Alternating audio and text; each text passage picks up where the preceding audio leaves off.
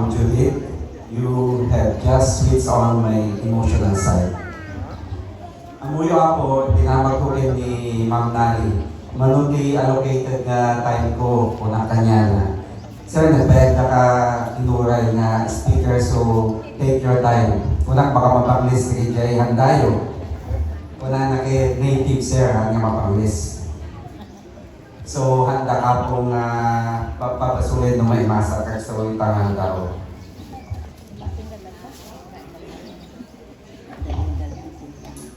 Jones' district in charge, Dr. Remilin Akibon, nagkasamit kaditi kabuyugan na. Dr. Roselma Cablinan, the LES Principal, and kasamit kaditi kakaduana, teaching and admin staff. The Uncle Rex, the Punong Barangay, kaso wala yata siya, so ito na. and all the barangay officials present today. SPTA President Sheila May Lorenzo and all the SPTA officers. Dr. Clarissa Pones, the Tibuluan National High School Principal. Bisita's, students, and how can I forget my family who joined me today, but most especially graduates and parents. Na-imbag na daw tayo ang ako.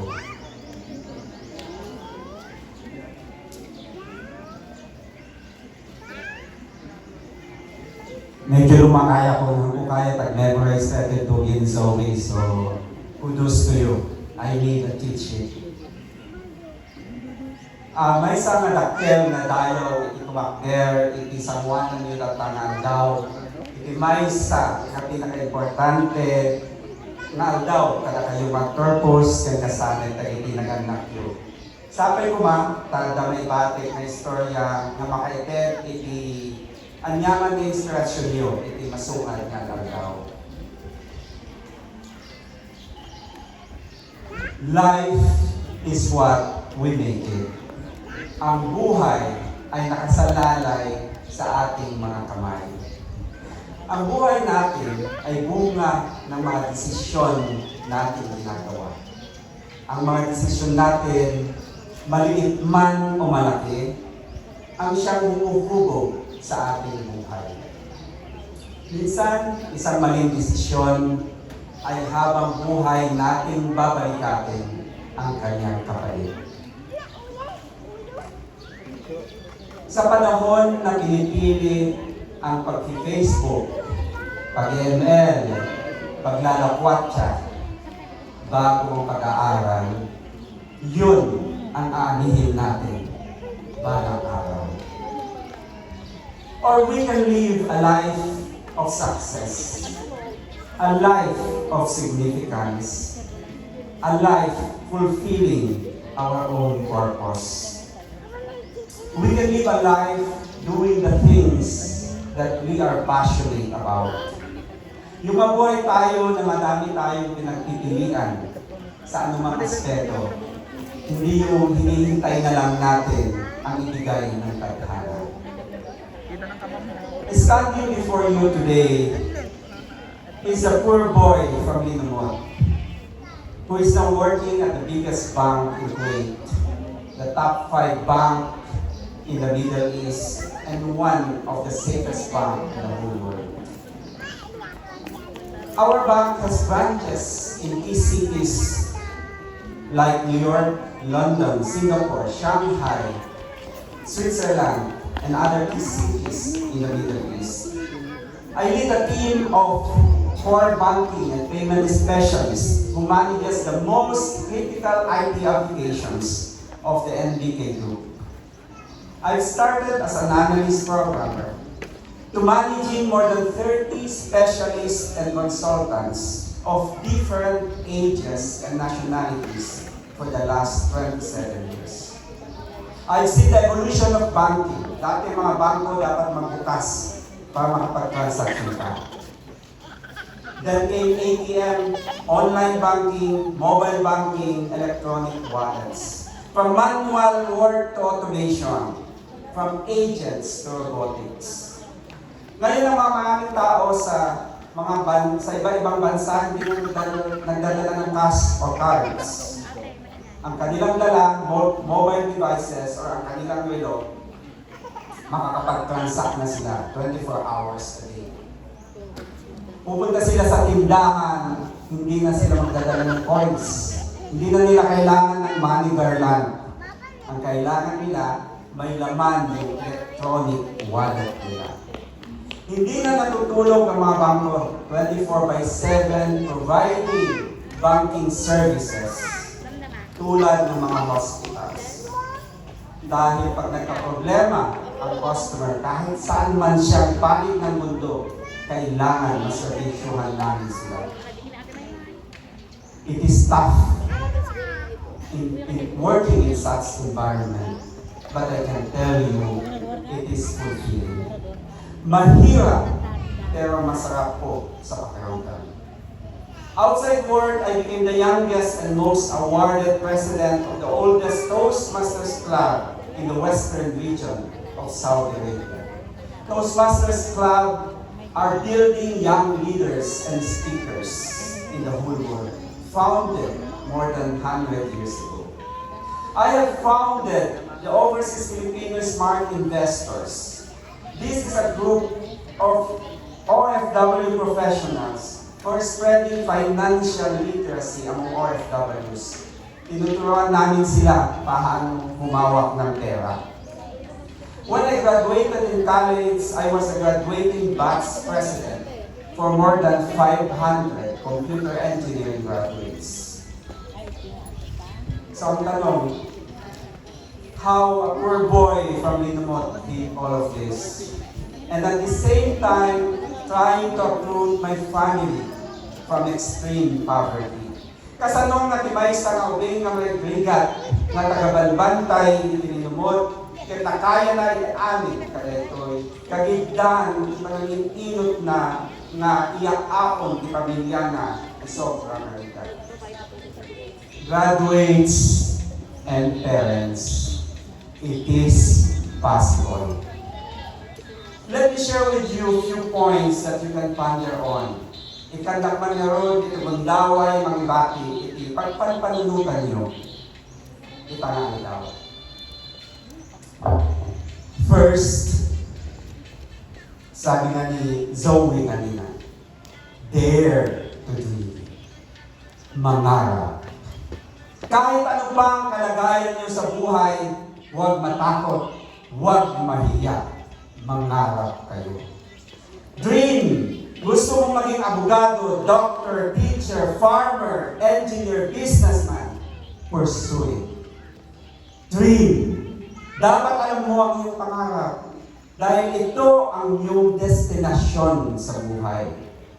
Kasi kung hindi mo alam ang pupuntahan mo, uray at malmalim ka nga pag na, haan ka makasangpit, di ka din. Kasado ka makasangpit, kaya't mo papanan, no hamon, papanan. So dream. 36 years ago, I was one like you. I was sitting in that corner like Zoe. Nagdagsimit, tingin ko iti Zoe. The difference is, nangisngisitak mo yung sika, nabastasitak pa yung sika, ken makita nga ingatangan nakadamamang tibaron sa ngayon uniform mo. Siya, mapipigis tay short ko, binulot pa ti sapatos ko. Hindi mo nga ako minsan mapapansin sa karamihan, minsan pinagtatawanan sa kanyang mga kahinaan.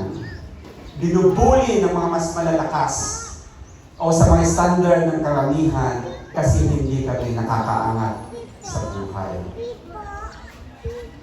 Ado panawen, idiubi nga kay tugtuglipak nga glaklako ti candy, ken sigarilyo, iti salaan. Napadasak mamalay-balay, nga glakot ice candy, ken balot. Ngunit sa gitna ng pinagdadaanan mo sa buhay, tahimik lang akong dumalaban. Deep within, I had big dreams. Pasipak man, ngindaktil di pangarap ko. And I nurtured those dreams despite the extreme poverty of my family. Kahit gaano kami kahirap, hindi ako nahiya, hindi ako natakot mangarap. Naalala ko noon, unang pasok ko sa grade 1, piso laing tibalong ko. Sumarong nga aldawin, awanin. Nakadakpatak lang ti first day. Kailangan dalhit tinapoy kaya masinatat na natapangal daw ko. Kaya ti pagbalunan ni pagtaklubin lang kay duwang pinggan. Amoy yun din pasit kabot-abot, dahito'y itibag ko. And people look down at us. People laugh at our situation. As you know, people can be cruel to those who have less in life. But our situation did not stop me to dream. I did not allow poverty nor other people to stop me from dreaming. So I tell you, graduates, dream. Nurture the dreams that you have kahit gaano kahirap ang buhay, mangarap kayo. My second message to you, graduate, is do not only dream big, dream deep.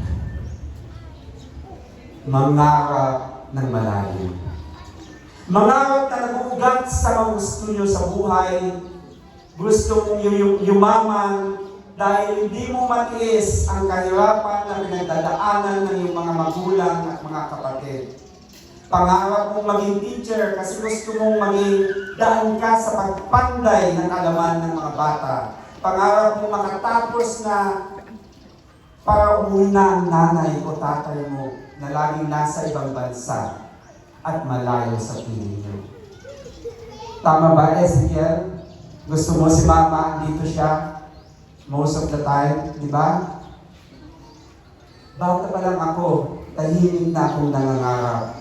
At lahat ng aking mga pangarap ay nakaugat sa kagustuhan kong maputol ang istorya ng kahirapan sa aking pamilya.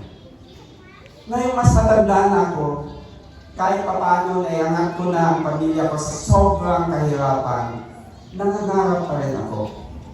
Pero ito ay naguugat na sa kagustuhan ko din maging instrumento ng mga tao sa paligid ko na sila din ay umalagwa sa hirap ng buhay kahit man lang sa mga maliliit kong pamamaraan.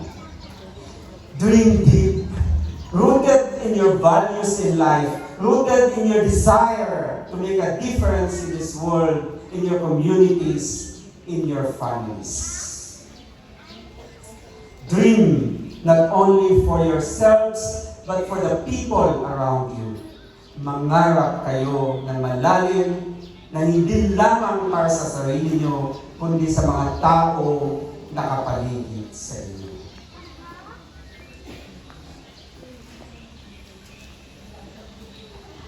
My third message is for you to commit to your dreams. Panindigan nyo ang iyong mga pangarap. Walang ibang gagawin yan sa inyo. Hindi nyo pwedeng iasa sa ibang tao kahit pa sa mga magulang nyo. Nung ako ay nagka-college na napakalaking problema ng aking tatay, hindi niya alam kung saan kukunin ang pagpapaaral niya sa akin. But I was sure what I wanted. Gusto ko mag-aral at gusto ko sa Maynila. Ngunit sabi ng tatay, ni Tang, tumigil ka lang ng isang taon kahit saan ka mag-aral at kahit anong kurso gusto mong kunin. O kung gusto mo hindi tumigil, sa Santiago ka mag-aral. Ngunit sa pagitan ng aking mga luha, sabi ko, gusto ko sa Maynila kasi andun yung kurso na gusto ko. At that point in time, I wanted to become a computer engineer. Kasi nung panahon na yon, bago na course na yon at malaki daw ang sahod. At yun ang nakita ko na magiging bihikulo ko sa pangarap kong yumaman. You see, I was sure what I wanted. Gusto kong yumaman. Sabi ko kay Tang, nakahanap na naman ako ng scholarship grant at nakapasan ako. Kahit magpalimos ako, tulungan niyo lang akong nitong simula, hahanap ako ng paraan, makakatapos ako. And there you go, sa kabila ng madaming agam-agam at madaming hindi sang-ayon sa pamilya at mga sabi-sabi sa paligid na hindi namin matatapos, walang nagawa ng aking ama kundi payagan ako. Pumunta ako ng Maynila na kulang sa pera, bit-bit ko, pangarap ko. At 2 karton ang naman ay bigas, unan, gulay at kung ano-ano pa. Kasama na ang mabaho ng isa kong angke na pinatuyong saba. Una na anak ko, pasensyakan pa dahil ito'y laking tikaya ko ipabaloy. Ngayon magsingsipit ka, kaya nagananad ka, ang mo pakalpas ka. Hanmulat pa dingdingginin isudan. At nung paluwas na ako ng Maynila, nasiraan pa ang Dalin Liner na aking sinasakyan sa kabundukan ng Nueva Vizcaya. Happy gabi. Dahil sa dami kong dibdib, ako ang isa sa pinakahuling nakatransfer ng bus at nakatayo ako at ang paligid ko nakapalibot sa akin ang aking karton at bag dahil punong-puno ang bus. Ang aking tatay na first time ang paaral sa Maynila, nagpapadala ng halos linggo-linggo ng isang kahon sa Dalin Liner. Ang laman lagi, bigas, gulay, adobo, at nakasuksok sa bigas, 200 o 500 pesos. At dahil doon, ramdam na ramdam ko ang kagustuhan niyang maipabot ang kanyang suporta. Dahil alam ko kahit 200 pesos lang yun, pinaghirapan niyang hanapin. The poor boy from the barrio has to withstand all the difficulties away from home in the big city with not enough resources. Minsan nawawala ako sa Maynila, minsan naglalakad ako pa uwi mula Adamson University hanggang boarding house para lamang makatipid ng pamasahe. While my classmates wear new clothes, ang sa akin pinaglumaan yung daduma nakalawlawa. Nagpapalimos ako sa aking mga kapatid, mga pinsan para lang may dagdag sa aking allowance. Kung kulang ang perang ibibigay ninang, tutulo na lang ang luha ko. At hindi ko yung pini-Facebook kasi wala pang Facebook noon. At pag nakakatapos ng isang SEM, para akong nabubulutan ng tinig sa dibdib. I had to struggle alone. While my family grappled with the situation of losing 3 members of our family one after the other during my college days. Biglang namatay ang aking tatay pagkatapos ko ng first year college. Ang aking kapatid pagkatapos ng aking second year college. At ang aking bayaw na sundalo pagkatapos ng fourth year college. Akala ko noon, mauubos kami pa isa-isa. Buti na lang tumigil. I was alone trying to deal with all the pain, the questions, seeing inang na laging umiiyak dahil sa pagkamatay ng kanyang anak. But God has a way to touch our lives. He sent angels to help me get through. Mula first year college, ang nagbabayad ng aking tuition ay isang Japanese retiree through a scholarship grant na naipas ako at nalaman dahil sa aming butihing principal noon sa Lazarus of Jones na si Sister Faye Haber.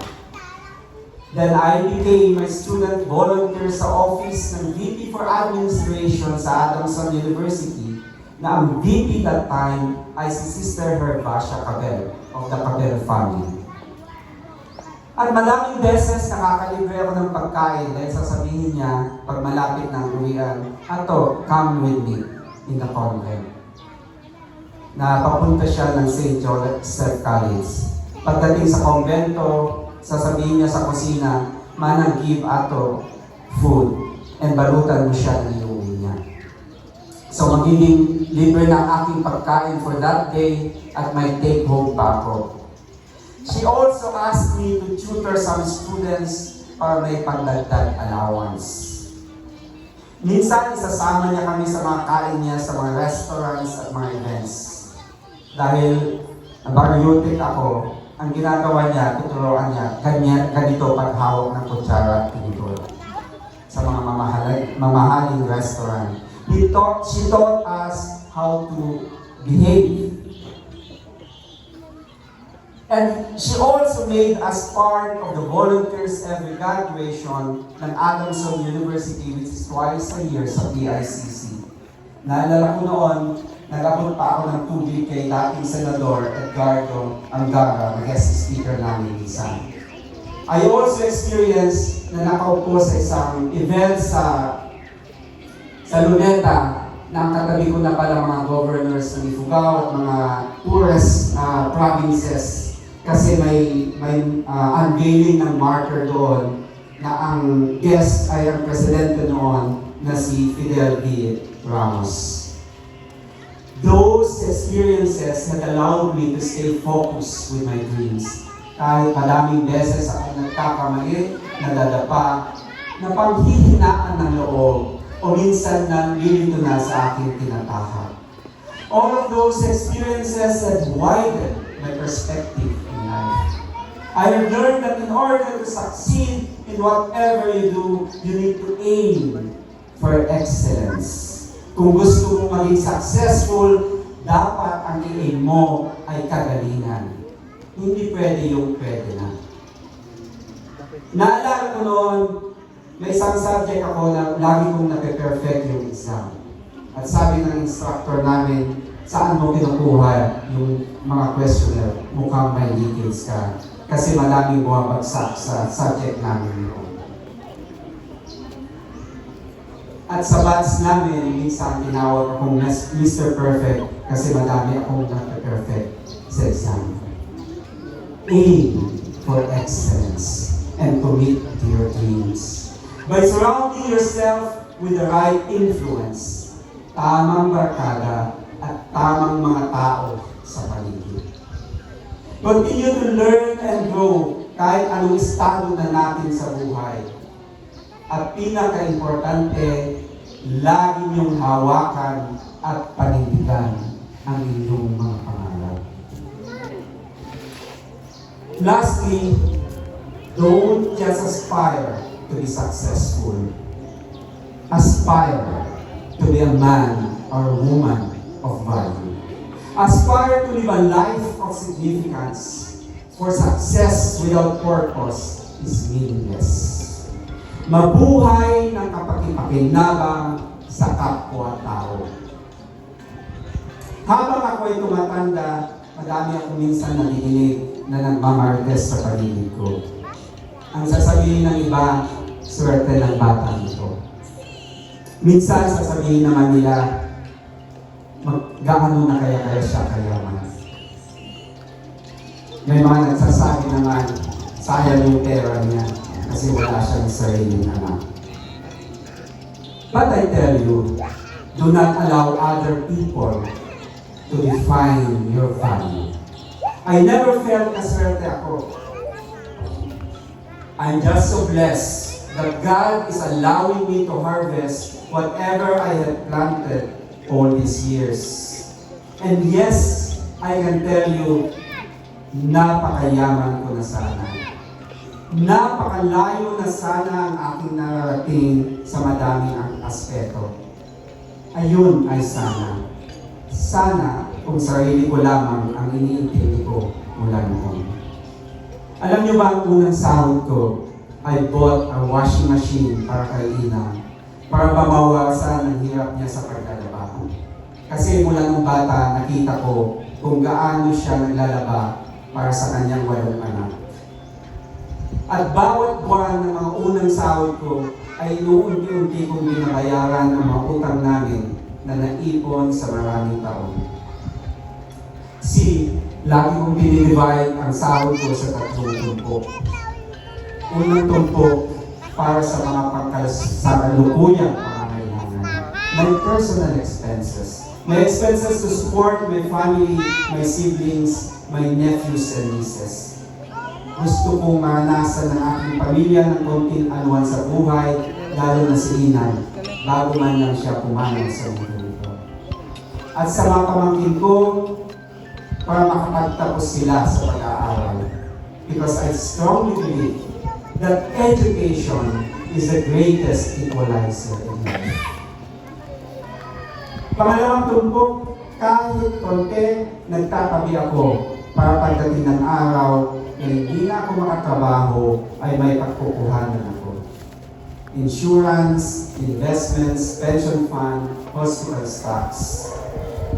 I don't want my family that one day when I'm not able to work, they will be taking care of me instead of taking care of their families. Because I want them to have a better life than us. Pangatlong tumpok sa sahod ko, I make sure to give back to my Creator.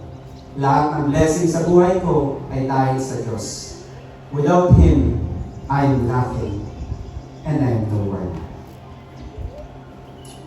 Hindi ako napakayaman sa pera, but I can tell you, I'm living a fulfilling and meaningful life. Whenever I have a chance, I try to make impact to other people's lives. Nung ako ay estudyante, may sumugal na nagbabayad ng tuition ko kahit hindi ako kilala. Si Kiyoshi Hanabata ng Japan. He was an ordinary Japanese national. So now, I make sure that I do the same. For the last 20 years, I have been supporting World Vision, who helps the poorest of the poor students na makapag-aral with just 750 pesos a month. Dahil naniniwala ako na kapag nakapag-aral ang bata, mas may laban siya sa buhay. At mas may laban siya na ialis ang pamilya niya sa sobrang kahirapan. Graduates, mga anak o mga aling ko, I challenge you today. Dare to dream. Dream big. Commit to your dreams and aspire to live a life of significance. Mangarap. Mangarap ng malalim. Panindigan at gawin lahat para sa mga pangarap at mabuhay ng kapakipakinabang sa kapwa-tao at sa ating komunidad. Be the best that you can be. Aim for excellence in whatever you do. Be a world-class citizen. Be world-class in whatever you do, kasi maliit na lang ang mundo. Kahit farming, ang kakompetensya na natin ay buong mundo. Kaya, Ma'am Remelin, I still would like to encourage them na mag-aral kahit pa maging farmer sila. Dahil iba na ang sitwasyon ng mundo ngayon. Kung may pinagsisihan man ako sa buhay, ito yung panahon na hindi ko ginawa lahat ng aking makakaya. So always do your best, but remain humble. Nurture good values. Mga magagandang asal at pag-uugali ang lalong magpapatingkad sa anumang mararating nyo sa buhay. You completed your basic education today. Ipagpatuloy nyo ito hanggang makatapos ng college. Kahit anuman ang pangarap nyo sa buhay, education is a key to achieving those things. Edukasyon ang tuntungan nyo para maabot ang anumang pangarap sa buhay. At kapag natupad nyo na ang mga pangarap nyo, I can assure you, napakasarap sa pakiramdam. I have achieved my dreams to have the means for myself to travel the world and be a blessing to my family and to the people around me. Napakasarap yung inaani mo, yung magaganda mong itinunla sa buhay. At ang pag-aaral ay parang pagpupunla ng binhi, aalagaan at may panahon ng anihan. Kayo ang pundasyon para sa matatag na kinabukasan ng bagong Pilipinas, bagong Jones at bagong Lingkod. You're the treasure of our nation, a guiding light in building a strong and new Philippines, a new Jones, a new Lingkod. Sa mga magulang, hinahamon ko rin kayo na maging tunay na kaagapay ng inyong mga anak. Imbis na tulagin tayo, hindi arami nila duma, nga busy kita ka Facebook, kako-compare, ibiyag kayo sa bali ng tao, mag-focus sa pagpapalaki ng maayos sa mga anak. Kayo ang pinakamalaking makakatulong sa kanila. Magtrabaho, magbigay ng moral support, words of wisdom to guide them. Yakapin niyo sila, lalo na sa panahon sila ay nagkakamali at napapagod. Kayo ang huwaran nila. Kaya ingat kayo sa nakikita nilang ginagawa nyo kasi gagayahin nila ito. Until today, I am guided by the words and the life of my late father. I am a proud anak ni Iping Felipe Daler Llano and Liling Lilia Pascual Lorenzo. One day, aanihin yung sabay ng pamilya ang inyong itinatanim. Alam ko yung iba sa inyo OFW kanilang magulang tulad ni Zoe at ni Ezekiel. Alam niyo ba, Ezekiel and Zoe, kaming OFWs, pag-uwi namin para kami bida-bida, pero napakahirap ang sitwasyon namin sa buhay. Talagang sakripisyo ang mawala sa pamilya. Kumakain kami mag-isa, kapag nagkakasakit, walang nag-aalaga. Di ba, Eunice? Sa mga espesyal na okasyon, tumutulong ang aming mga luha, pero patuloy pa rin kami lumalaban at binibilang ang mga taon na kayo'y makapagtapos na para kami naman ay makauwi na. At kung sana hindi ako umalis ng bansa, mas madami pa sana akong natupad sa mga pangarap ko.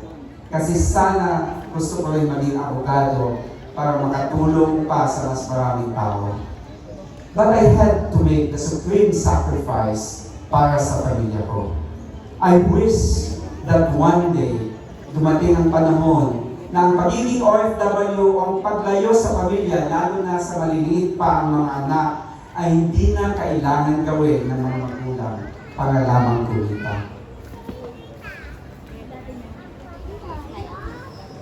Sana sa inyong henerasyon, hindi nyo na maranasan ang malayo sa inyong mga anak para maghanap buhay. Kaya mag-aaral kayong mabuti. Mabuti para kayo ang babago ng sitwasyon ng inyong bawat pamilya. Before I close, may dalawa akong regalo sa mga graduates. Saan na Ma'am Nali?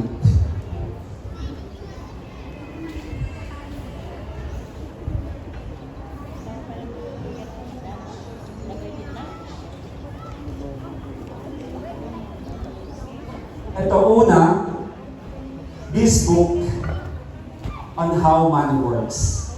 So I urge you, graduates, educate yourselves about money and finances kahit sa murang edad nyo para matigil nyo ang cycle of poverty sa inyong pamilya. Tapos pangalawa,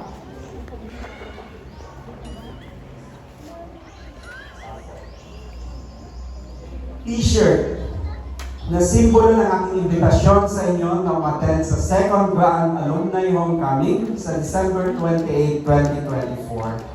And can I expect a number from you? Zoe? Carla?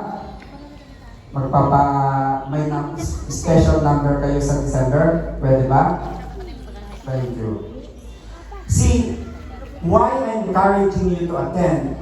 Dahil magandang chance ito na papalibutan kayo ng mga alumni ng ating paralan.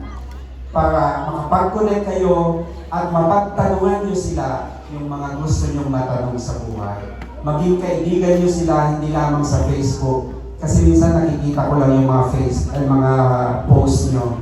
Yung mga patama ni Zoe para mas madami siyang money garland. Di ba? So, matuto kayong magpagkwentuhan sa kanila at hopefully, one day, pwede nila kayong mabigyan ng mga guidance sa mga gusto nyong desisyon sa buhay.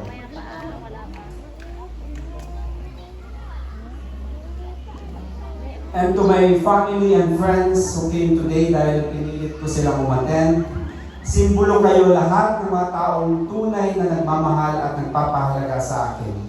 You all make my life more meaningful. Thank you. Living away from home since nag-college ako, bihira niyo ako makita sa ganitong pagkakataon, so sinamantala ko na kayong imbitahan. And to LES family, Ma'am Roselma, Ma'am Lali, Ma'am Judith, thank you for always giving me a platform to make small contribution to my community. You remind me to look back to where I came from and to where I am looking forward to coming home one day. And baka pwede na mawatan si Ma'am Revelyn sa next reunion natin.